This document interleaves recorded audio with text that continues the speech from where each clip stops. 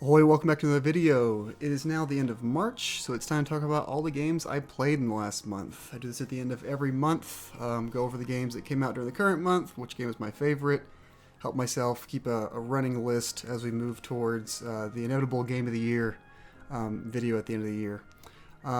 So this month, I had a hard time focusing on one game. I was playing lots of games for a little amount of time, and like one game for an hour, another game for a couple hours, one game for an hour, just bing bong and back and forth to lots of different games. So I made pretty good progress in several games, but not a lot of progress in any one game in particular. Except for the first game I'm going to talk about, which is a little indie game I played on my Steam Deck, one of those games you can beat in under an hour. It's called Spilled. Spilled, you play as a little boat, and you're swimming around, or you're driving your boat around in the lake, and you're cleaning up like an oil spill. And you clean up your oil spill, and you bring it to the spot where you need to, well, you clean up the oil, and you have like a tank, and you bring that tank of oil to a place, and then you sell that like oil that you cleaned up, and you get money, and you upgrade your boat, you make it go faster, or you make it to where you can carry more of the oil. And you go around, and you clean up this lake bed, this lake you're in, and you push like trash, like cans and stuff also to this thing, and you're basically bringing trash and oil spill to a spot, upgrading your boat, cycle, loop, loop, loop. Pretty short game, pretty simple concept. It reminds me a lot of game I played last month, a game about digging a hole, which is dig a hole, get minerals, sell minerals, upgrade your shovel, get more minerals. Basically the same thing, but this time with a boat. $5 on Steam. You beat it in an hour. It's a nice, relaxing, like bedtime game. You want something you can just finish in one sitting. Another game I've been playing on the Steam Deck is a game I've been looking forward to for several months now. It's called Dark Deity 2. It is basically, just to be real simple and upfront, it is basically a Fire Emblem, an indie Fire Emblem game. Dark Deity 1 I played on the Switch several years ago, and I liked it. It showed some promise, but you could also see sort of the cracks. I believe that was the devs' first game they made, so there's lots of like weird little bugs, and like there was one time, for example, my character and another character entered the same square, and it just like I couldn't move that character. So just lots of weird little inconvenient bugs. The game wasn't super balanced. Story was whatever, but I still liked the game overall. But now this sequel, Dark Deity 2, they're giving it another go, and I think you can really tell the growth they've had from the first game to this one, and the feedback they took in from the first one to this one. This game, it looks really good. It's great pixel animations. The first game also had great pixel animations for the combat. This one looks even better. The story. So far, I'm like 6 chapters in. So far, it's still early, but I'm enjoying what I'm seeing so far. But what is good about the story is the characters are very well voice acted. Almost all of them. There's a couple that sound a little stiff, but I don't want to, not that big of a deal. But most of the characters sound really good. They bounce off each other real well, and I feel like they're delivering the story in like an authentic way that makes it more enjoyable. The combat is, like I said, it's a Fire Emblem strategy RPG. Like I'm really familiar with these games, so I'm playing on the recommended difficulty, which is like the normal difficulty, and it's a little easy on the easy side. Especially this game has no permadeath. If permadeath is a thing that scares you away from these games, this game does not have it. Any character that dies in a map will just come back the next map with like a one map long debuff. Now, if your main character does die, you do lose that chapter. You gotta start that chapter over. But if a side character just dies, you just lose them until the end of the chapter and you get them back. Lots of customization. The way this game and its predecessor worked is when you get to a class upgrade, you can choose one of 4 options. And then when you get to the next tier, you can choose another 4 options. So there's basically 16 different possibilities of like how you'll class up your characters, and you get different skills that go along with those class ups. I'm liking it a lot. Like I said, I'm not getting those same little annoying bugs from the first game, like weird graphical issues or like weird gameplay issues, and the game feels a little bit more balanced, even if it's a little on the easy side so far. But I imagine that'll get tougher as the game goes on, and I did pick a not hard difficulty, so it makes sense. But really enjoying it. I'm hoping I can finish that one up in the next few weeks. All right, next two games. This next one is one I got in the PS5, Split Fiction. I did not play It Takes Two, but it is from the makers of It Takes Two, as it says here in the corner here. This is a co-op, mandatory co-op, third-person platformer. I'm playing it with my wife. We had fun the first time we played. I'm not the game's fault, but my PlayStation's fault. Both my PlayStation controllers have like no battery left, so when I'm playing by myself, what I do is I just hot swap them onto the charging dock, and like I get like maybe 45 minutes to an hour. I'm just switching, playing. But when you're playing co-op, you need both the games off the charging dock, obviously. So we can only play for like 45 minutes. We had to put it down. We've got a few levels in, but really smooth third-person platformming. Really interesting so far. You go back and forth. You're entering these two writers. Basically, you're entering their stories for their. As I said, the story has you entering their stories, book stories, in the game. But yeah, it's really interesting. One person is a science fiction writer, so you go to like futuristic areas, and one's a fantasy writer, so you go to fantasy settings. And you hop back and forth between those. It's interesting. The characters so far, the like one of the driving forces is the characters don't get along with each other, but they're forced to be with each other to get through this. So far, I'm enjoying it. Like I said, we haven't had a chance to play it very much because of the whole controller issue. I think I just need to buy a new DualSense, and then we can hopefully get through that one in the coming months. I'm not going to rush through that one because I'm not playing it by myself. But hopefully over the next few months, I'll get a new DualSense and we can put some more time into that. But my favorite game I played this month is the marquee Switch game of the month, Xenoblade Chronicles X. Xenoblade, I've played 1, 2, 3, and a couple of the DLCs.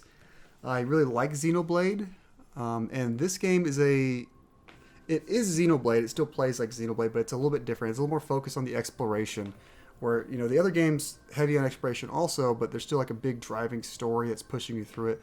This game is more like you're at this place, New LA, New Los Angeles. You crashed on this planet, and you have like a hub city, and you get quests, and you go out into the world, and you basically do side quests, and you're checking off boxes. The whole map is on like a grid system of like hexagons, and each hexagon has like a different thing, whether it be like take down this monster, find this chest, get to this spot and put down an antenna, something like that. So every hexagon has a different little thing to do to fill out the map and fill out the percentage of the top right of your map, like how much of the map has been explored. And the way the story works is you just go to the hub. So far, at least, so far in my time, I'm about 12 to 15 hours in. You go and like request to get the next story mission, then it'll send you out. But if you don't want to do the story missions, you can just keep doing side quests, character quests, bond stuff, and basically where the driving force of the other Xenoblade games is more of the story. This one is just go out and explore, have fun, do the story as you want it. I'm trying to progress the story a little bit more because it was feeling a little slow to me. I was out just wandering aimlessly, doing side quests and just trying to get further and further, but I was getting held up a lot by high-level enemies. And if you played Xenoblade games, these games the combat is an auto-battler, so you just basically, you enter combat and the person's going to swing their sword on a cadence of their own. You don't control it at all, but you have different cooldown abilities that you hit that do different things, and so you don't have a whole lot of control.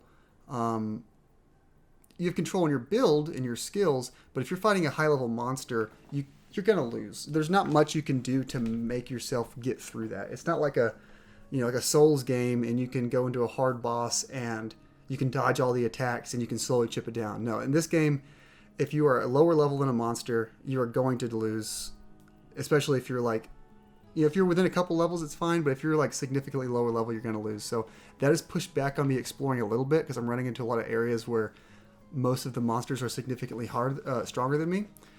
So I'm trying to go back and get some story quests so I can level up and maybe get a little bit further out there. But I'm having a good time with it. Music, like most Xenoblade games, pretty solid. I haven't gotten much further out of the opening area, so I'm sure that there'll be new music and new environments that'll like change. But the area I'm in is just like typical, grassland.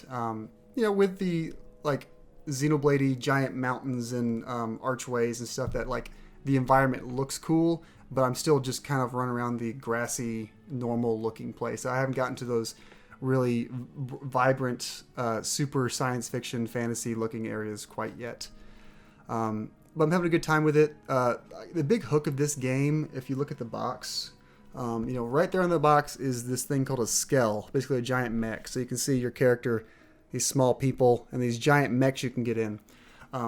So that's like the hook of the game, is getting in this mech, flying around, kicking ass, and all that. But you don't start with the mech. And from what I understand, you don't get the mech for a long time. So I am on foot, just like any other Xenoblade game, and that's not a problem yet. But I do feel like the game's teasing me a little bit because I just want to get in the mech and I want to fly. I want to fly around because I know that's what the promise of this game is. I know that's what people love about this game, is being able to fly around in the mech. So I hope that happens sooner rather than later. I understand it's going to be dozens and dozens of hours before I get to that point, but I am looking forward to it. But yeah, I think I'm still enjoying it enough to be my favorite game of this month for March. And I'll probably be playing it well into April.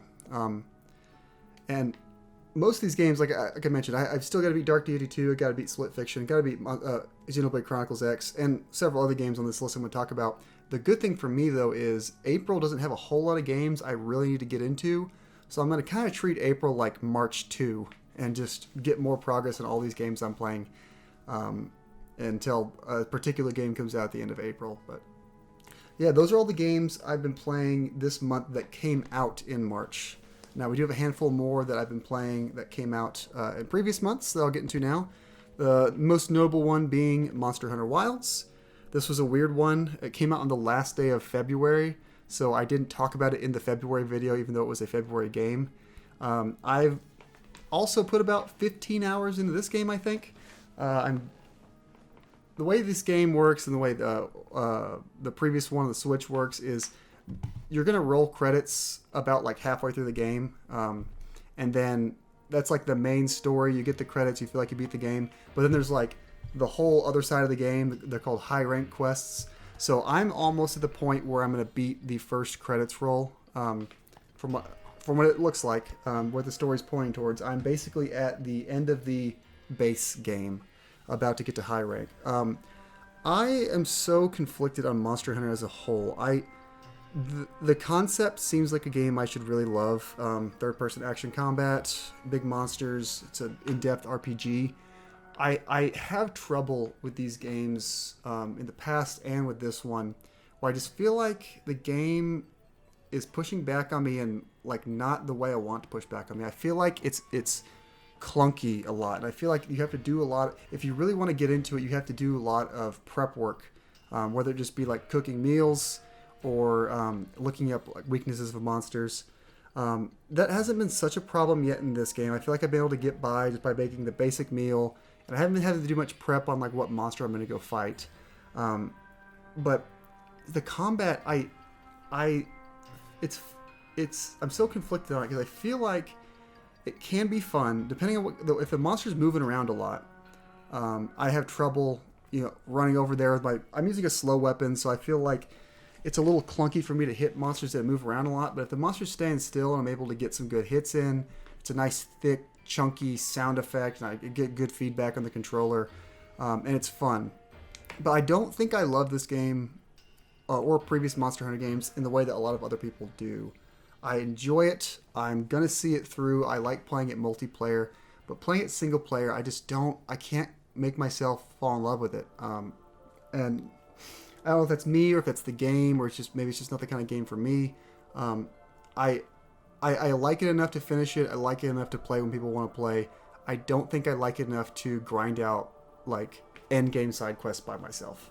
It's the kind of game where I'll beat the game, I'll put it down. If a friend wants to play, I'll put it back in. Like I said, yeah, I'm about to roll credits for the first time, and then I might do a few more of the high rank quests after that, just kind of get myself prepared for playing multiplayer with people. But I don't think I'm going to sit there and grind through the whole thing by myself. I might get to the second ending, the true ending of the game eventually, but I'm in no rush with it. So yeah, that's Monster Hunter Wilds. It's I think I like it about just as much as I liked Rise. Rise was more like you go to a quest and it sends you to an area, and you have like a big open area that you run around. This one is open world, but it doesn't really feel open world. You're railroaded through like tunnels that, to get from one area to the next, you got to run through like a long straight path. I think it's like more seamless loading, but it's still basically taking the place of loading. You're running through one path to get to a place, rather than just being teleported there. So yeah, enjoying the game, not loving the game, but I'll have to see it through.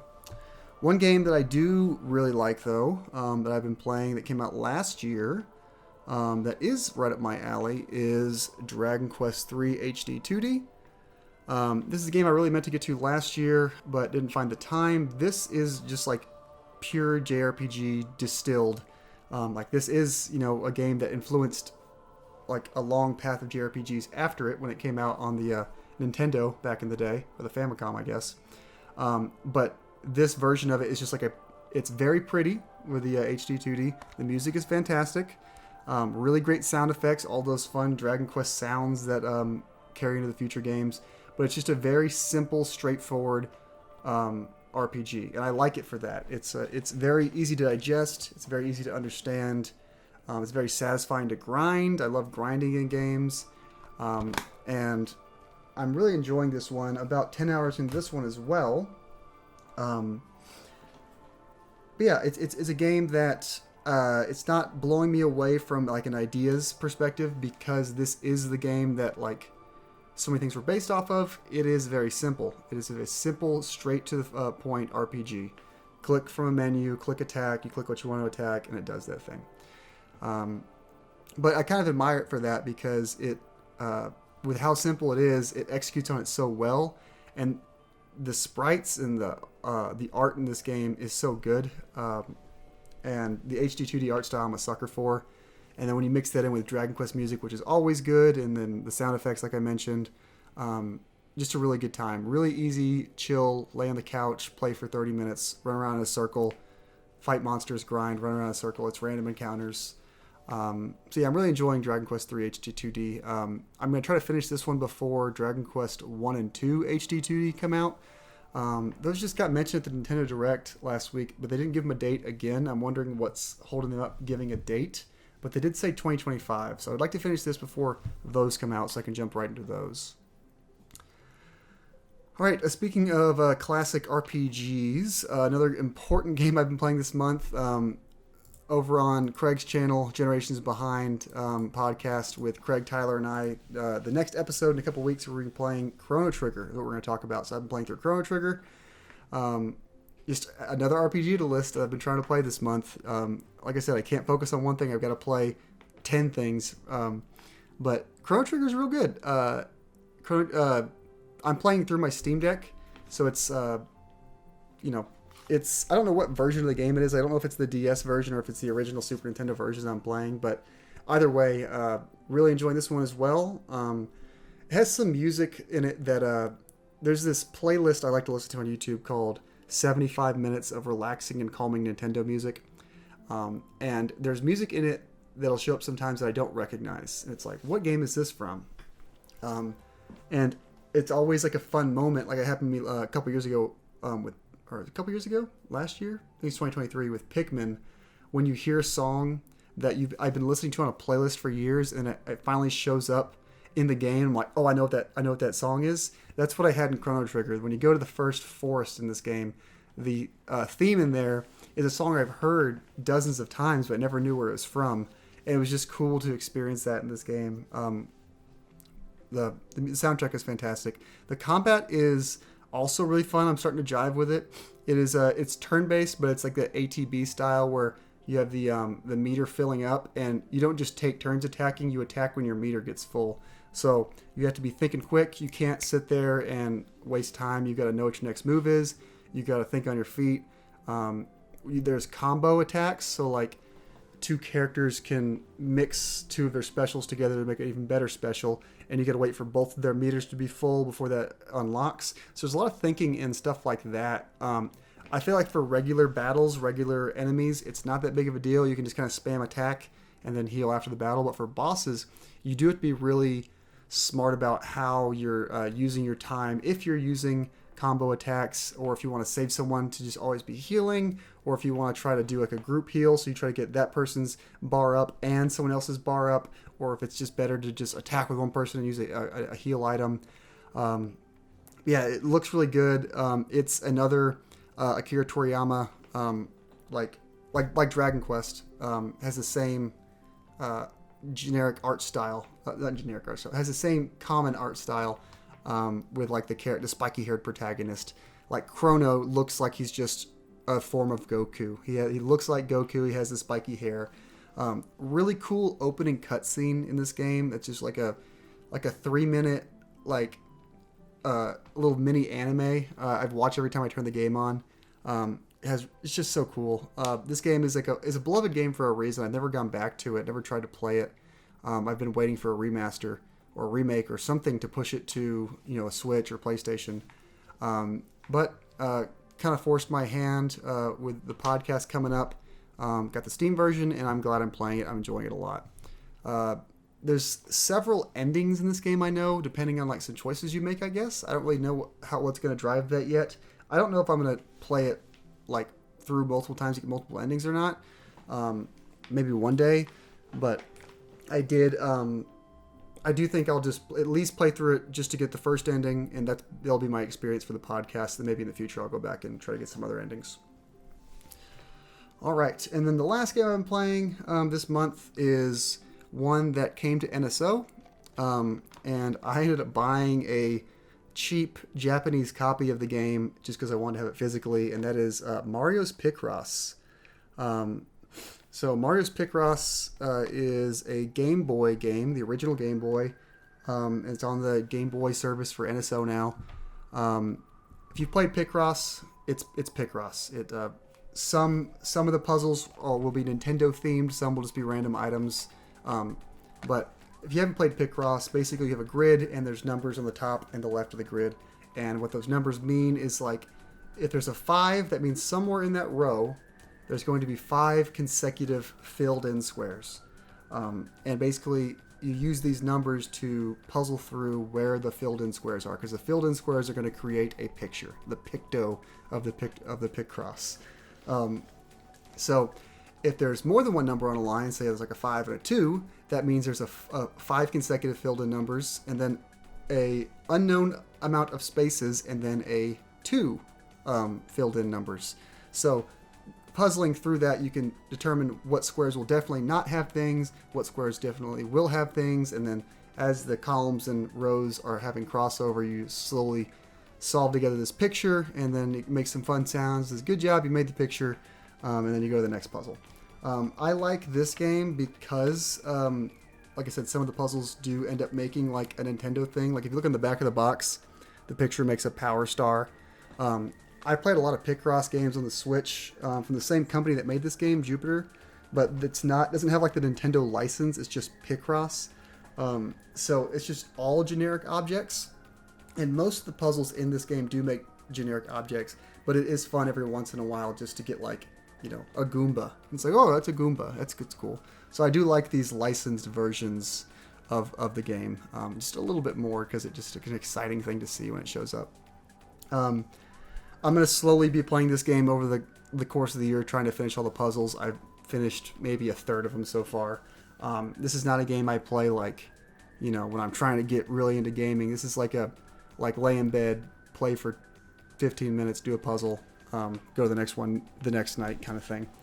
But yeah, really enjoying it. Mario's Picross has been a great time, and if you have NSO, it's on the cheaper version of the service, and you can check it out yourself. All right, that's all the games I played this month. One game I did not get to was Avowed. I played Avowed a good bit last month. I still fully intend on going back to Avowed and finishing it. I just didn't find time with all the other freaking games I decided to play this month. Like I said, April, I don't have a whole lot of games lined up that I want to play. It's going to be kind of March 2. So hopefully by April, at the end of April, I can finish most of these games, or at least get a good chunk of most of them. I know like Xenoblade is going to be like a 100-hour game. I probably won't have that done, but I'm hoping things like Chrono Trigger, Monster Hunter Wilds, Dark Deity 2, all those kinds of things. Hopefully I can have those done and dusted by the end of April. Because there is only one game in April that I know I'm going to buy, and it's the Claire Obscure Expedition 33, which looks really neat. But that comes out like at the end of April, so I should have several weeks here to play some catch up on all this stuff I decided to throw on my plate at once. But that's all I got for today. Thanks for watching, and look forward to seeing in the comments if anyone's played any of these games or what you've been playing. I would love to hear. I'd love to have that conversation. But outside of that, thanks for watching, and we'll see you next time.